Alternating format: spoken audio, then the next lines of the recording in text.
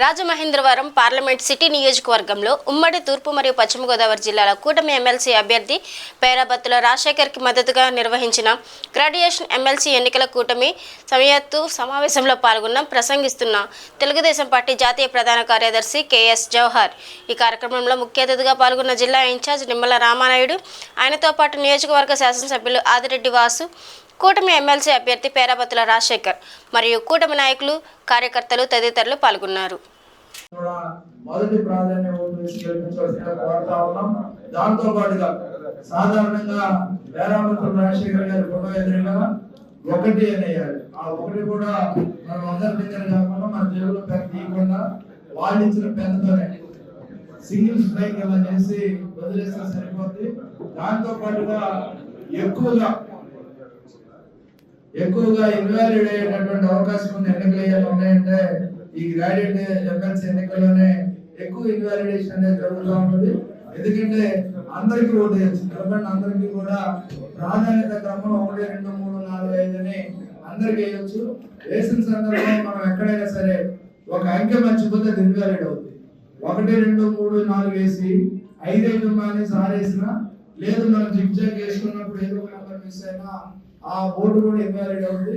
దాంతో పాటుగా మనం ఒక్క ప్రాధాన్యత ఓటు క్రమంలో 50% కన్నా ఎక్కువగా ఒక ఓటు ఎక్కువగా రావాల్సినటువంటి అవసరం ఉంది. కనుక మన అభ్యర్థికి, ఎందుకంటే జనసేన కానీ తెలుగుదేశం కానీ బీజేపీ కానీ 164 సీట్లు అంటే 2 కంబైన్డ్ కలిపి 97% పైగా సీట్లు గెలుచుకున్నటువంటి పార్టీ ఏదైతే ప్రభుత్వం. దాంతో పాటుగా ఈరోజు మనం ఒకసారి అబ్జర్వ్ చేస్తే ఎన్నికలు అయిన తర్వాత 7 నెలలు అవుతుంది, మళ్ళీ మనకి ఎన్నికలు జరుపుకునే అవకాశం కానీ లేదా ఓటు వేసుకునేటువంటి అవకాశం కానీ మనకి దేశం ద్వారా రాలే. సొసైటీలో వచ్చినట్టే మనం నామినేటెడ్కి వెళ్ళాం. అదేవిధంగా వేరే ఉన్నా కానీ ఏదైతే కాలువలకు సంబంధించి కానీ ఇరిగేషన్ కానీ అవి కూడా నామినేటెడ్ గానే వెళ్ళాం.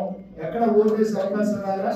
దాంతో పాటుగా 100 రోజులు అయిపోయిన సందర్భంలో మనం ఒకటి చెప్తాం, ఇది మంచి ప్రభుత్వం, ఇది పేదల కోసం పనిచేసే ప్రభుత్వం, ఇది ఆంధ్రప్రదేశ్ రాష్ట్ర అభివృద్ధికి తోడ్పడేటువంటి ప్రభుత్వాన్ని మనం చెప్పుకున్నాం.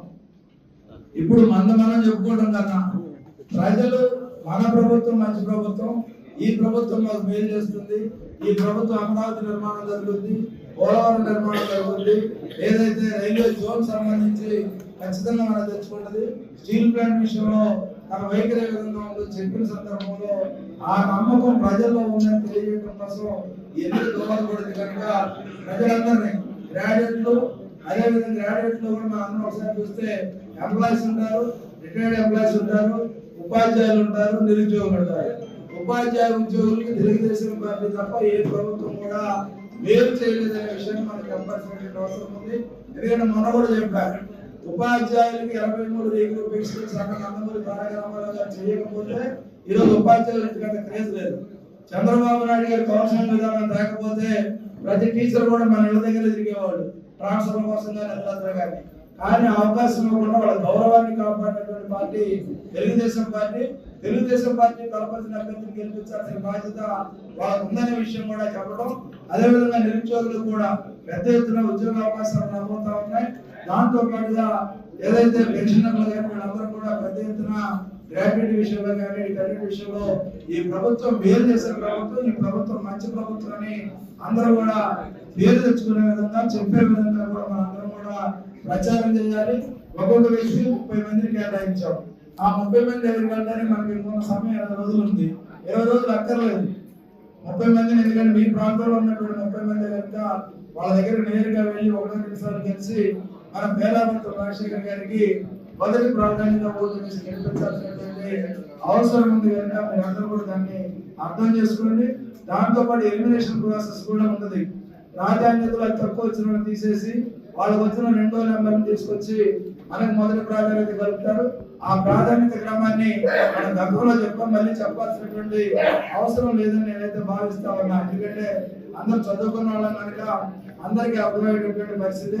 కాబట్టి పేరాబత్తుల రాజశేఖర్ గారి విజయం పేరాబత్తుల రాజశేఖర్ గారికి మాత్రమే సొంతం కాదు, ఇది తెలుగుదేశం, జనసేన, బీజేపీ కార్యకర్తల విజయంగానే దీన్ని భావిస్తాం తప్ప ఆయన గెలిచారు ఆయనకి చెందుతుందని కాదు.